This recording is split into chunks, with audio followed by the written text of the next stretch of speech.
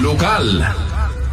Naangay di taripnong dahiti amin na quarry operators sa nagduduma lokal gobyerno baro aquari coordinator kani Governor Cecilia Araneta Marcos. Segon ti gobernador, dahito ataripnong katapno may paawat karay ti operator at ibaro nga ordinansa ti probinsya.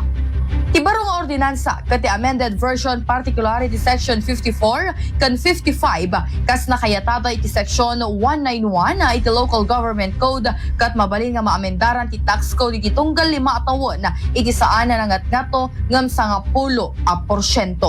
To protect you from any of the illegal quarries, and also of course we would like you to double or hopefully triple your income as we go, no? Kasi syempre importante dito na you prosper.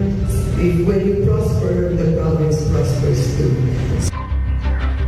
Para iti IFM News, Idol Bernadette Toledo, Tatak, IFM.